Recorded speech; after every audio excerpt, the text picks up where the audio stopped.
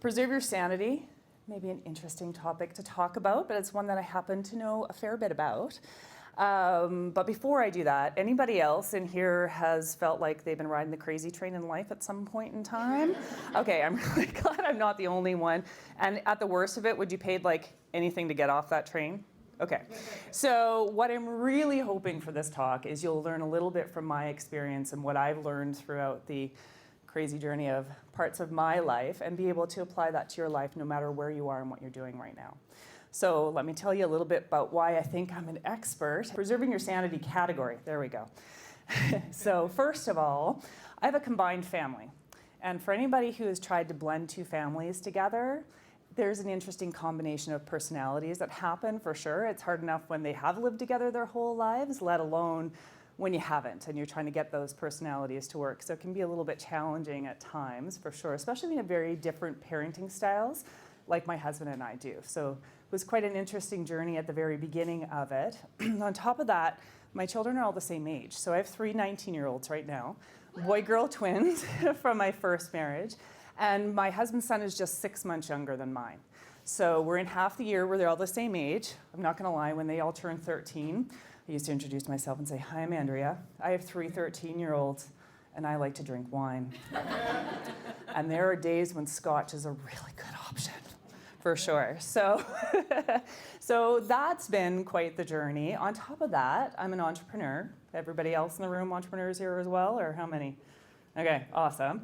You all know what that journey is like, right? You're by yourself, you're really passionate about what you do, but you have to figure out everything on your own, especially if you're a solopreneur like I am, and technology is mind-boggling sometimes, but it can put you in a place of overwhelm and a place of self-doubt, and you take a look around at all these other entrepreneurs who seem to like have it together, and yet feel like you don't measure up. And by the way, we all feel that way at some point in time, right? So that's been difficult, but I would say the most difficult part of me being able to preserve my sanity and the challenge was my husband losing his. And my husband really refers to himself as insane. Okay, so it's the way he describes it, not just the way I describe it, so that you know.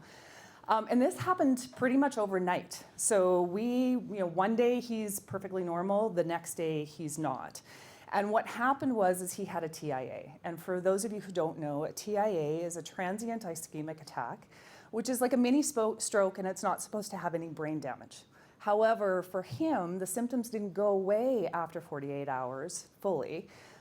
He had a slur from the stroke-like symptoms at the beginning, and then that slur turned into a fairly severe stutter, which is actually the least of the worries. But overnight, this super confident, very capable man who was very high up in his company, working with teams all the time, started having 4 or 5 panic attacks a day. He became so anxious that going outside was a problem because everybody was a threat to him in his brain. And we couldn't have people in the house because the house is his sanctuary. And having somebody in made it even worse for him, just because it was somebody who wasn't part of our family in that, and it would send him off into a panic attack. He'd have to go upstairs until they left. Even children who we had known since they were 4 or 5 years old became a problem for him.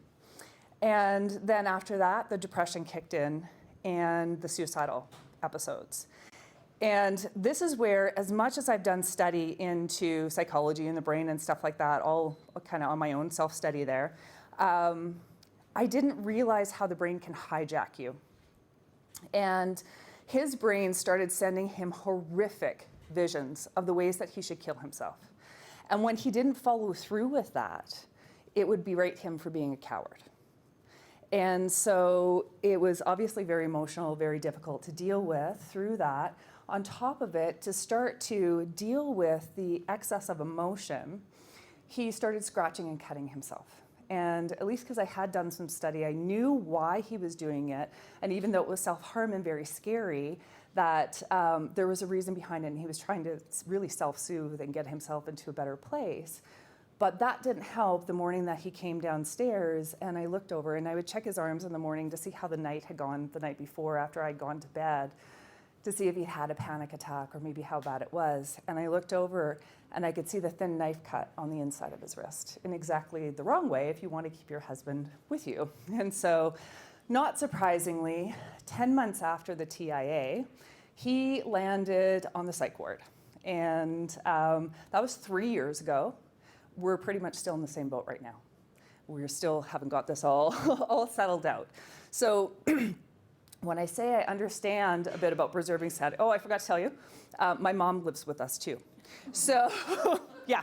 So if I'm going to ride the crazy train, I want the first class ticket on there, or maybe it's the worst class ticket. I'm not really sure, but definitely challenging myself with the setup in my life right now.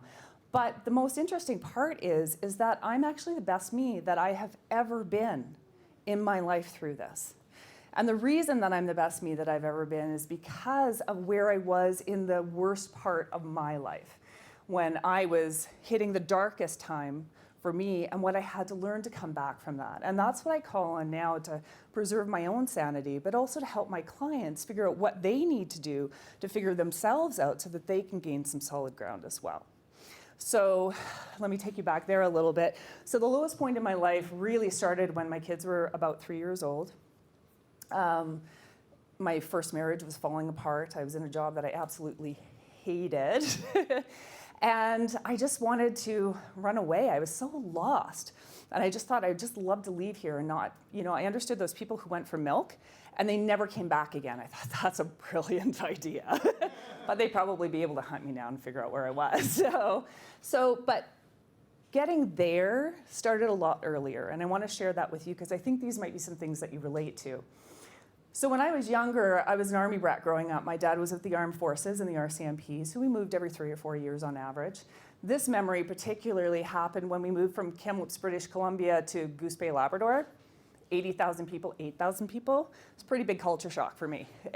So I'm in grade 8, 13, sitting in my desk, and new kid in school in a very small school, and 2 girls were staring at me from the doorway.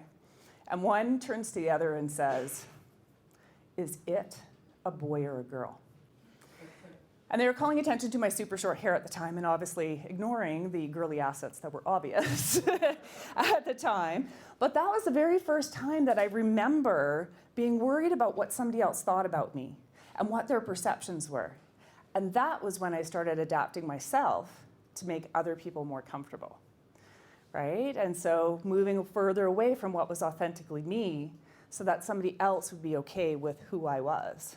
And so that didn't lead to a very good place. So fast forward into my first marriage, and my ex walks out the door of the backyard and says, "Are you wasting film again?" I'd been taking pictures of flowers, and I love macro photography, like the sharp edge of the petal or the texture of the leaves or the bright colors. And it was something that he couldn't really understand because a picture wasn't a picture for him unless somebody was in it doing something really silly that made you laugh. That was a great picture for him. So I didn't have the words to explain what it was that I was trying to do. And I don't think that he really could have understood anyway. It just wasn't who he was, right? And so eventually I just stopped fighting that fight, and my camera that I had since I was 13 got put on the shelf. And so a little piece of me was gone. And fast forward to when my twins were born, and I was writing a lot of fiction at the time. And I had characters running around in my mind, which sounds a little weird, but if you write fiction, you know what I'm talking about. Okay, got the nods. And I loved giving them voice and bringing them to life on paper. But the needs of a very small family became overwhelming. And so I put what was important to me aside, and I took care of the needs of my family. And so once again, a little piece was gone. So it's really not surprising, doing this over and over again, that by the time the kids were 3, I was in this place where I didn't know who I was anymore. And I was lost. The stress was just overwhelming. I remember waking up in the mornings and lying in bed and thinking about anything that I had to do during the day. And the stress felt like it twisted like a tourniquet in my stomach, like a fist just twisting it around. And I couldn't eat because I was so stressed out. And so I dropped a lot of weight very quickly. And even though I was the lightest I'd ever been in my life, I felt the heaviest. and trying to get up and trying to move was just excruciating effort. And I can remember at that time, like my friends talking about their kids and going on play dates and they're, making all these outings and fun things. And all I could think of is, how am I going to get food into them to get them to the daycare so I could get to work, right? That was as much as I could handle with all of that, because it was very difficult to deal with. And so I was obviously tired, and I really just wanted somebody to come along and rescue me. I wanted somebody to come along and say, this is your path. Here's the crystal ball, and this is what you're supposed to do with the rest of your life, which is super ironic, because that is exactly what put me where I was having somebody else tell me where I needed to go and what I needed to do. So nobody came along, and nor should they have, because this really was my battle to fight. And so I'd like to say it was a very quick journey back, but it sure wasn't. It took me a lot of years. It felt like a lot of it was belly crawling through mud and sludge, right? As I tried to get towards some light and some lightness as well, and eventually got to my knees and crawled a little bit of the way and finally got to my feet and could stand on solid ground. And the way that I did that was really starting to spend time with me and figuring me out. Because up until that point in my life, I hadn't asked myself what I wanted. I had no idea. Like, I had a generalized, I want to be happy. But what does I want to be happy mean to you in your relationships? What does it mean to you at work? What does it mean to you spiritually or physically or whatever that might be? I had no idea, right? I didn't know what I valued or what my values were. And when I figured that out, that was a whole new ball game, because you get to show up differently when you get to put your values in play and you know what they are, you know what is being triggered, and you know how to use them to create more happiness in your life. I figured out what it was that I liked, what I didn't like, what my non-negotiable standards were, what my deal breakers were going to be, so I could start moving towards things that I wanted and away from the things that I didn't, and I was very clear about that. So that made a huge difference. And what I do want to say is, you can't live a meaningful life until you know what that means to you. And so you have to take the time to figure that out. So I finally did, which was really great.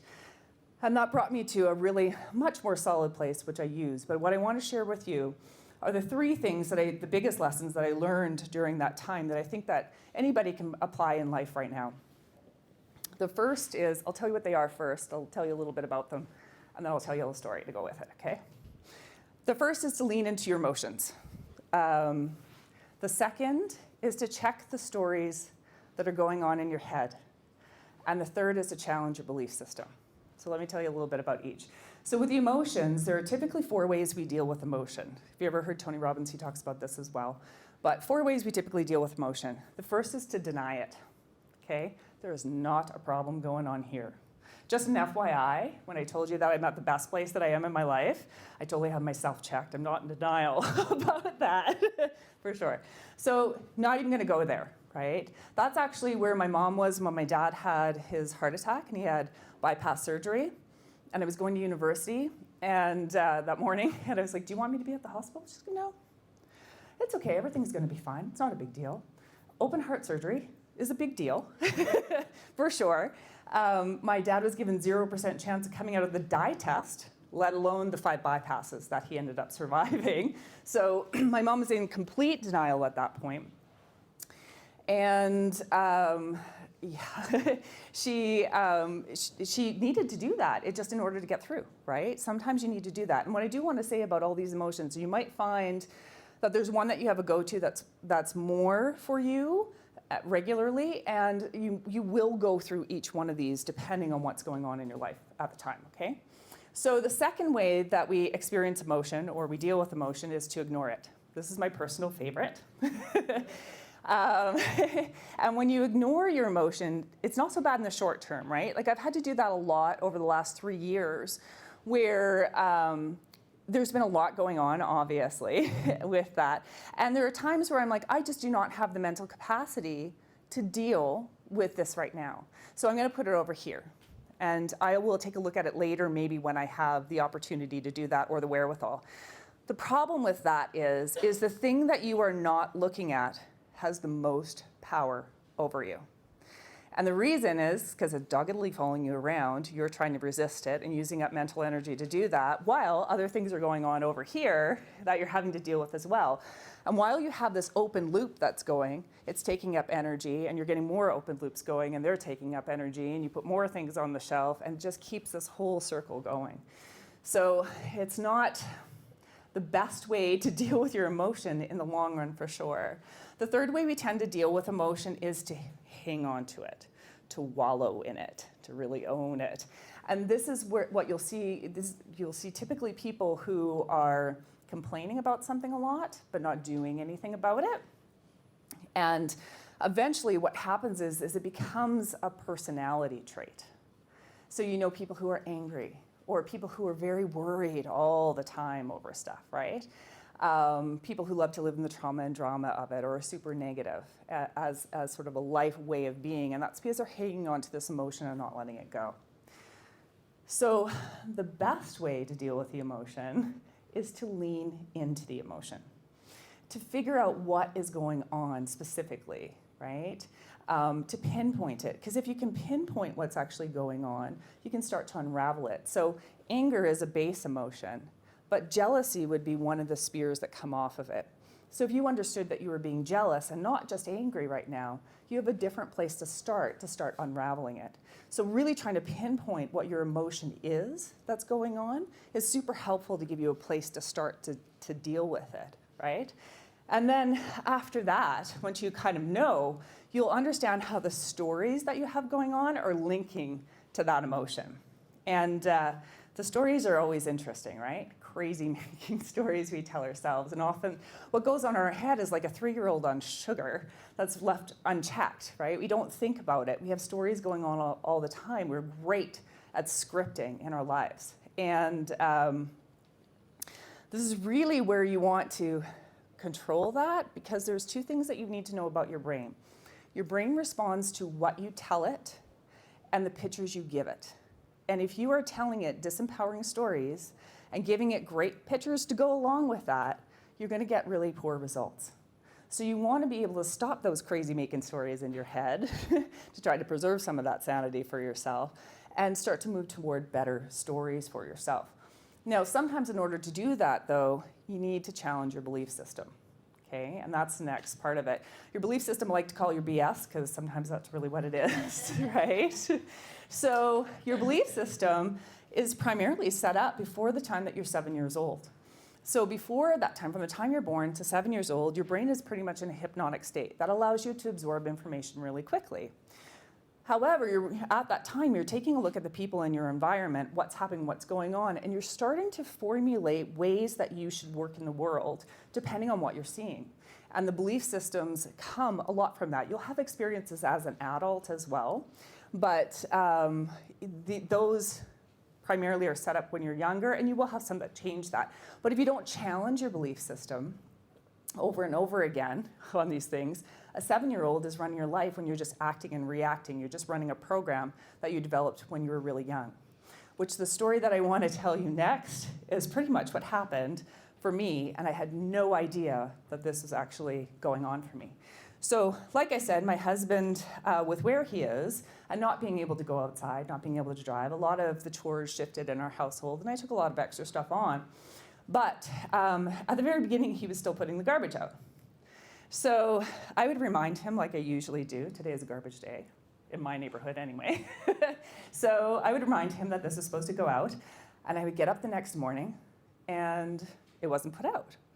And so I'd be wheeling the garbage out to the curb. So angry, but I was let down. I was super disappointed, and I was really frustrated, right? So those are the pinpoints, the emotions that I had going on. Here's my story, wheeling it out.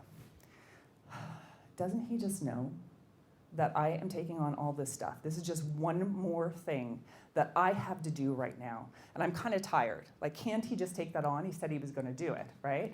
So this went on for a few weeks. And finally I had to check myself, because it's actually really odd for my husband to not follow through on something that he says he's going to do. So I finally asked him, okay, what's going on, right? And he says to me, well, I'm having panic attacks putting the garbage out. So I'm like, okay, I don't want you having panic attacks. That's kind of crazy. So I'll just put the garbage out. I'm up early enough in the morning. It's not a big deal.